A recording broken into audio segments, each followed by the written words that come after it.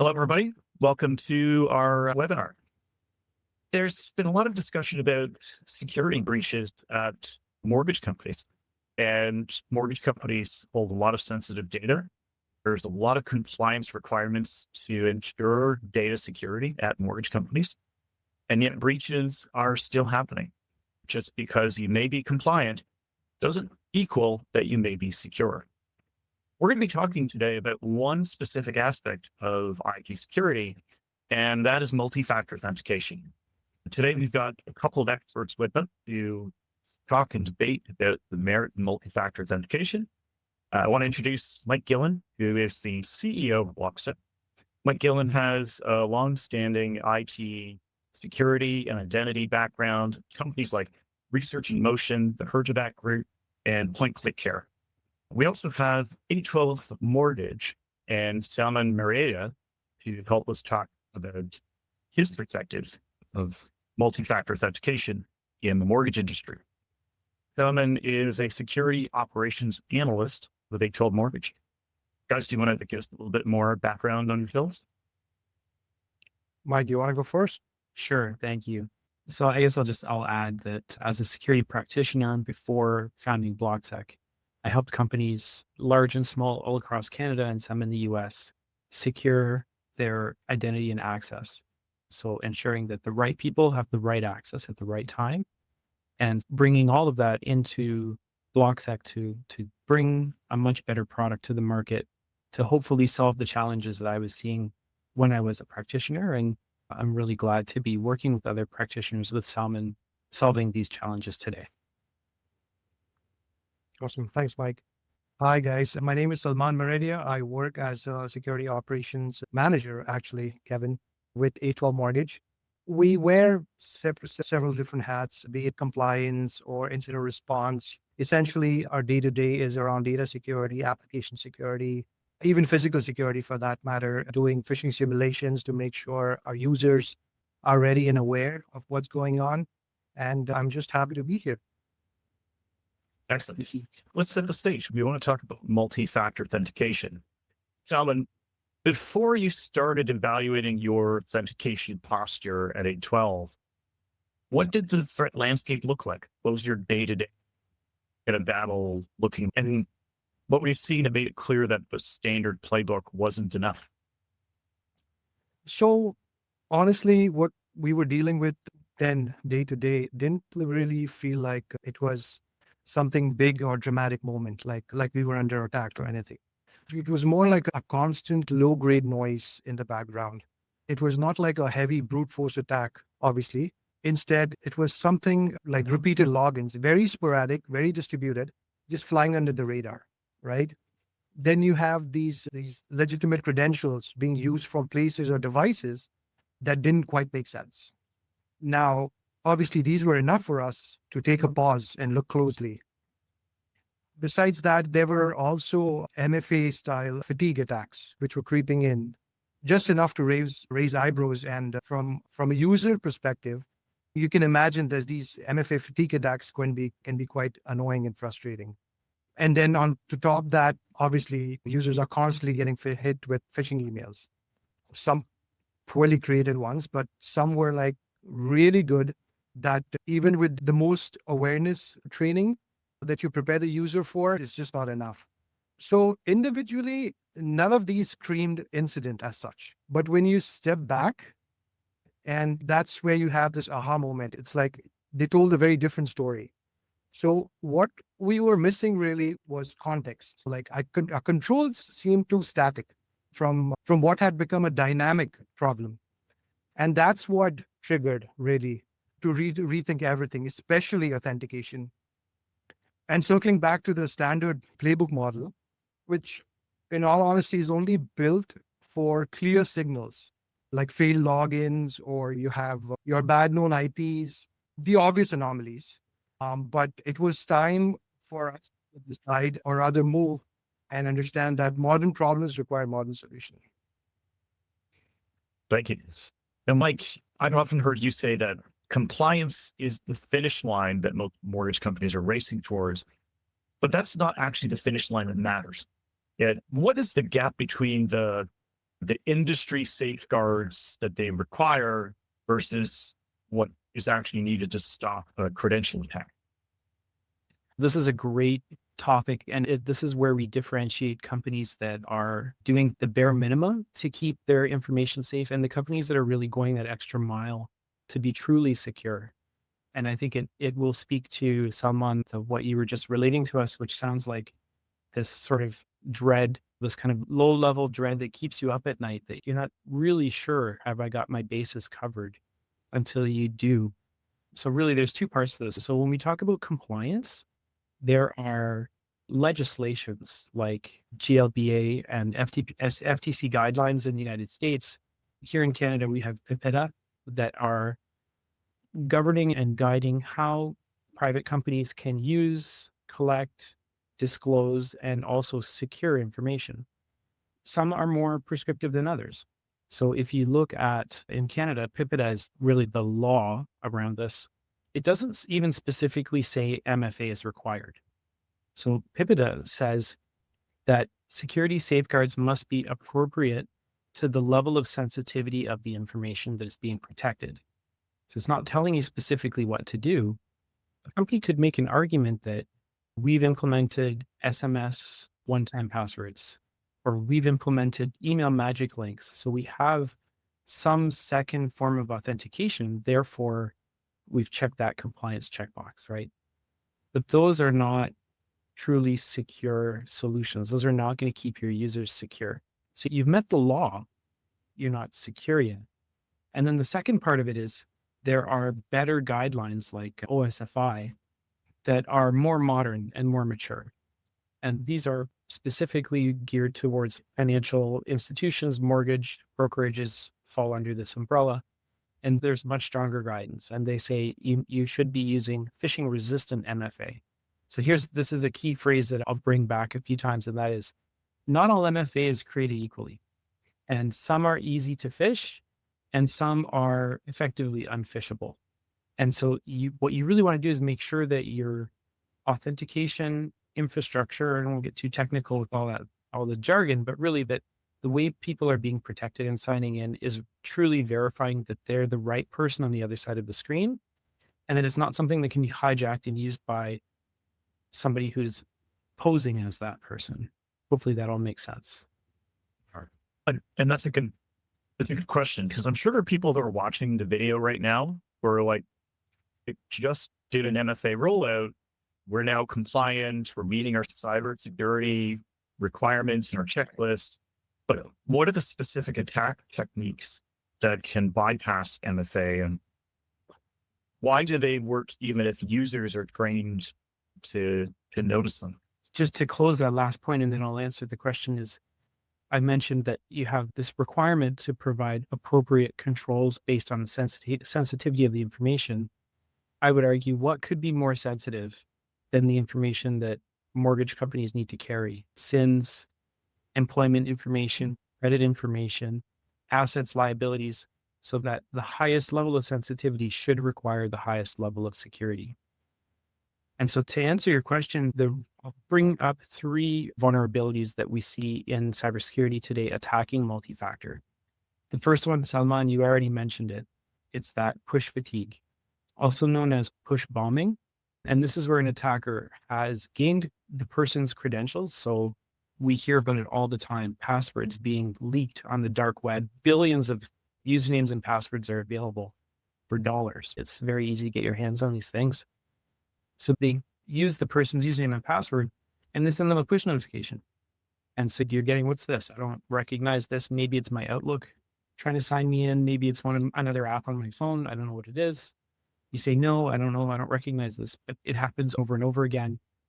Here, attackers are exploiting human psychology, and under fatigue, we make bad decisions. And particularly, again, I'll go back, Salman, you brought up a lot of great points in your introduction there about context.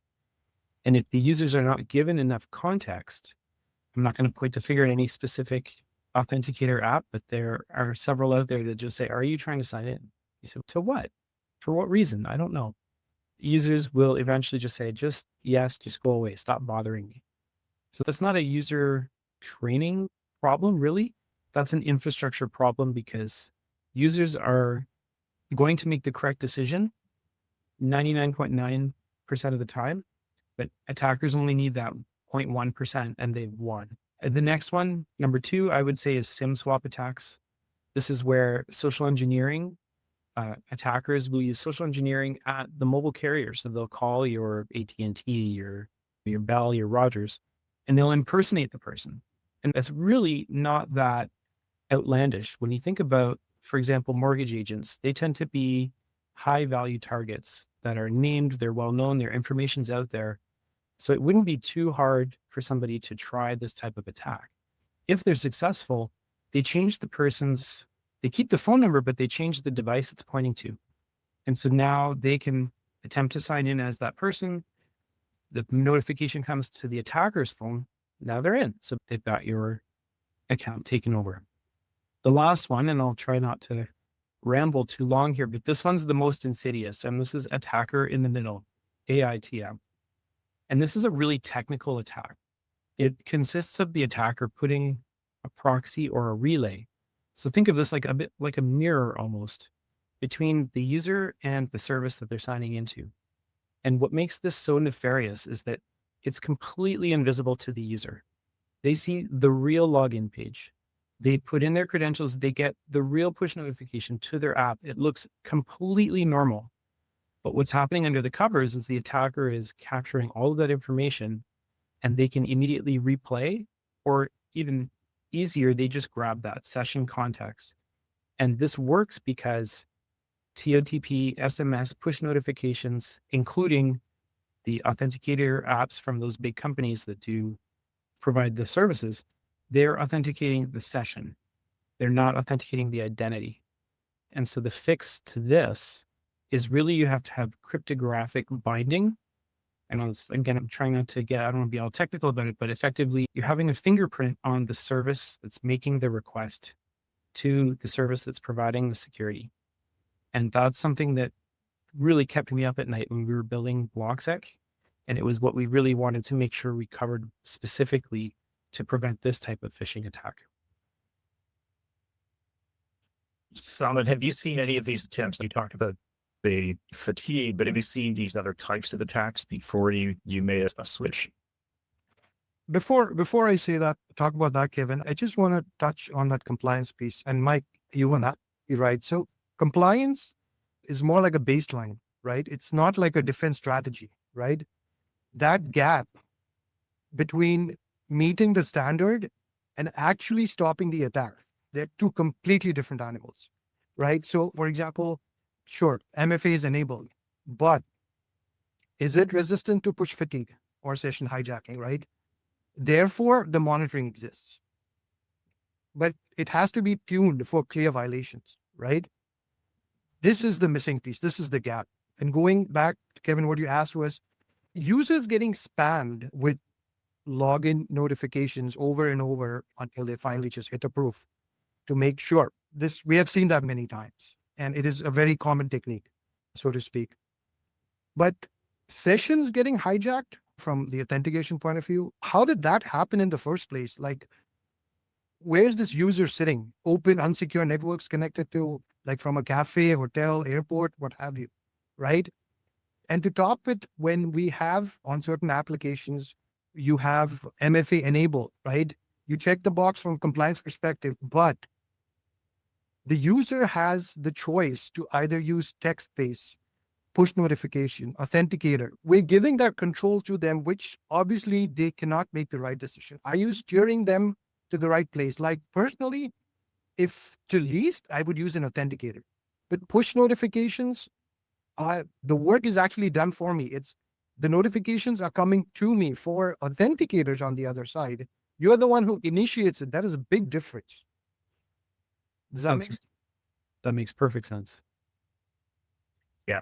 I will say as a user, I use some other authenticator tools, and there's times where I don't know if it's a legitimate authentication request or not. Sometimes the browser crashes and the computer restarts and you get an authentication request. And is that my computer just relogging in, or is that something else? You don't know. True. Salman, could you walk us through that? You guys made a switch to a passwordless authentication protocol. Can you walk us through the internal conversation at 812 when you started making the case to move beyond traditional MFA? What did you start to hear internally in terms of the discussions you were having? It was definitely not a straight line to walk.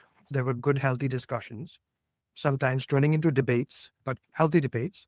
The first reaction was like, we have MFA in place for everything. Why are we trying to solve a problem that's already solved? Not incorrect, because security team loves to spend money on fancy new tools. No, it's not that. From their perspective, we are compliant. Audits are clean, right? From the team's perspective, it was more practical, right?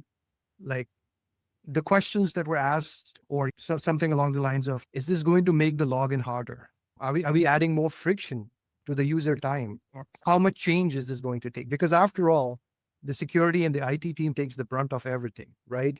We need to make sure that the time that these users spend is least and of least resistance, right? They can use that time to cultivate more relationship with clients and what have you in this industry, in mortgage industry. What changed the conversation for us was, this was not adding about more layers, right? It was about removing the weakest link one, like the passwords.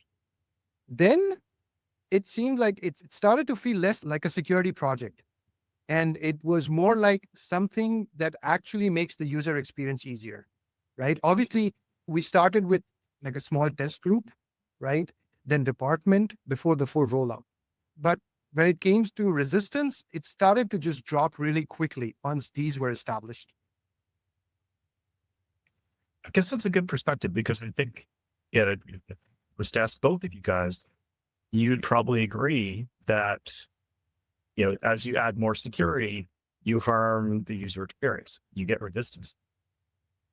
That's typically the response. And it makes me really happy to hear, Salman, that you had positive user reactions, because we've worked so hard to make BlockSec as frictionless as possible, right? To try to minimize cognitive interruption. That's a term I like to think about, is, does the user have to stop what they're doing and focus on this login ceremony, or can it just be done intuitively without too much thought?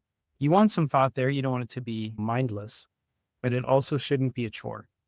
It should not be interrupting their productivity, for example.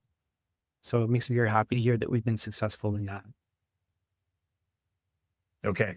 So, Salman, I want to pick up on something that you mentioned around phishing, because you said some of the phishing was pretty cookie cutter, and I think users can be trained against those. But now we have a new AI tool coming in every week. I think AI is showing up on both sides of the problem. Attackers are using it to generate really convincing phishing attacks at scale. And the security companies are applying AI to detection. Where is the leverage point right now? And why does authentication architecture matter more than detection? Or does it? The question you need to ask, or organizations or companies need to ask, is like, where are we trusting the identity today? Like, what breaks if those credentials fall into the wrong hands, right? The discussion, it needs to move away from tools, essentially, right? It needs to pivot into risk management, something that all businesses understand and they react with due diligence. So obviously over time, technology is going to change, and you don't need to have everything in place.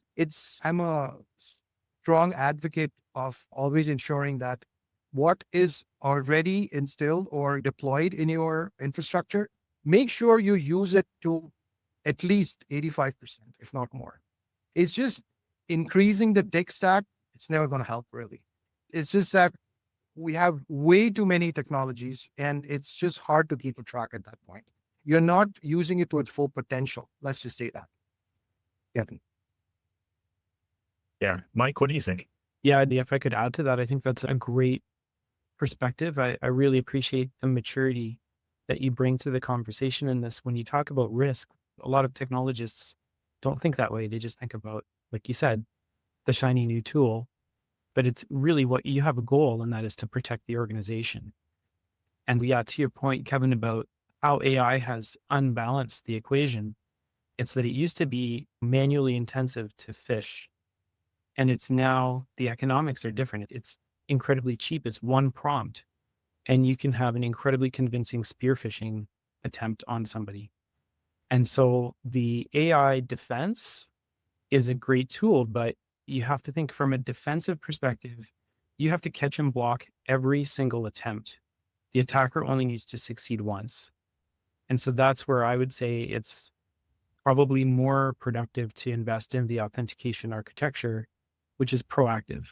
And so by changing the playing field, you're making the phishing a zero value attack, and you're preventing those attacks from happening really in the first place.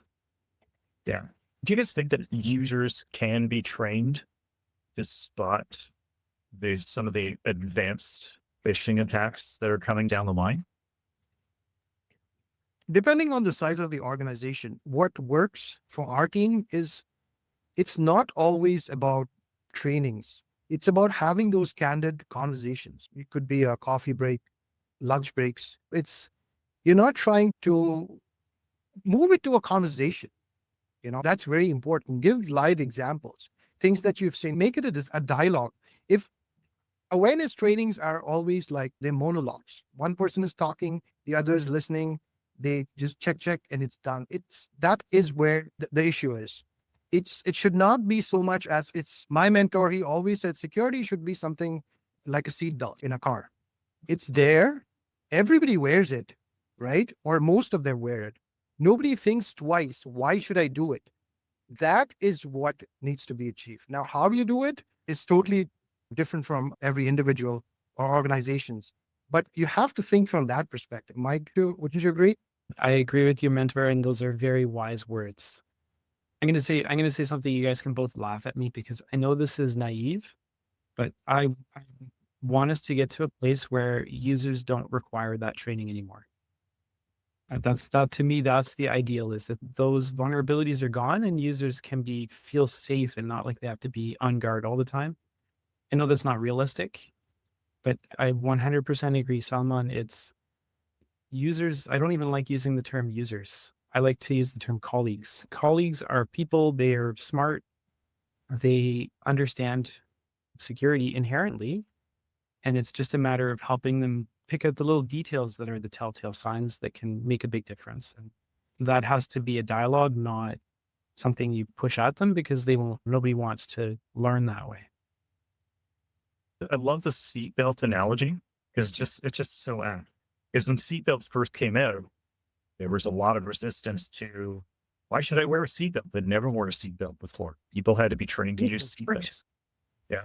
It's like this, we're talking about, if you have MFA, it's not necessarily, it's compliant but not secure. Passwordless may be the way to go. That's still a conversation that we're having. Yeah, I think eventually we get to a point where everyone uses passwordless, just like everyone uses a seatbelt. What do you think is next after passwordless? So simply, we all do the right thing when we move to a passwordless ecosystem. What's after passwordless? I think that question is more for BlockSec because we rely on their expertise. But I think there's still a lot to do with passwordless. Like we're still struggling with MFA at this point. And really, we're still getting now, besides the push notifications, swim swapping has seemed to have picked up. It's a lot easier. So even though people say, oh, I get text messages, it's more secure besides notifications. But the trend is changing slowly but surely. And obviously in a mortgage industry where inherently you or the agents or users or colleagues, so to speak, they are sitting on a vast amount of PII data. And it's a catch-all for these threat actors. Obviously, they're going to try every possibility to break into either email accounts or other applications, what have you. So I think it's one day at a time, Kevin. Let's just make sure that to the minimum, we ensure that we move away from notification style MFA from textile MFA to more like authenticators, or then move to passwordless. But I think we need to make sure we achieve that first. Fair Yeah. enough. I think that's a great answer, is that the job's not done, so we're not ready to move on yet. I think I agree with you. Moving away from push notification, even though it's easier for users, it's still something that can be abused. So moving to a system where the user scans a QR code, for example, so that cannot be done remotely. It has to be done physically by the user. I would say the future then for us is to look at how do we bring that strong security to users who maybe don't carry a corporate mobile phone or who don't have a corporate controlled device, particularly if you're a company that has a lot of outside mortgage agents that you don't necessarily control their security. They have unknown security posture. How can we help them be more secure? And then even further down the line, getting towards more proximity-based verification of authentication. So knowing specifically where the person is and understanding for people who move around who are nomadic workers, it's less important, but for people who have jobs in manufacturing, in static office locations, making sure that they are in that location before they can sign in. So I think there's still a lot of innovation that can be done. And I'm really excited to see where we go with the future of this. People think, oh, authentication, it's a pain in the butt to put in, it's a pain in the butt to manage, but it's really the cornerstone of your security. And I think there's a lot of innovation happening in that area today. All right. Salman, if there's somebody who's walking who's thinking, hey, we should start talking about passwordless, what's the first practical conversation they should be having currently? I think the business needs to understand the risk. The risk, you create a risk clarity for the leadership. This will help you shift the conversation. Shift the conversation from, do we need this, to how do we start? That's the big difference. I think really that should be the first goal of discussion. It is not to like pick a solution, but to get everyone aligned that identity matters most now, right? I think once you have that alignment, everything else like technology or rollout, playbooks, they all will get a lot easier to move forward. All right. So, guys, I think this is a great discussion. We started off by looking at the fact that if you have MFA, you can check some boxes, but as you said, compliance doesn't necessarily equal security. We still see lots of news stories about mortgage companies getting attacked. There were big ones over the last couple of years. There's one that I was reading about this morning, a Canadian company that was breached in February. Attacks are going to happen, and we need to use every tool at our disposal to keep our colleagues and our clients' data secure. Thank you for your time today and having this discussion. And for those of you who are watching, look forward to having you on our next discussion. Thank you. Thank you all very much. Happy answer.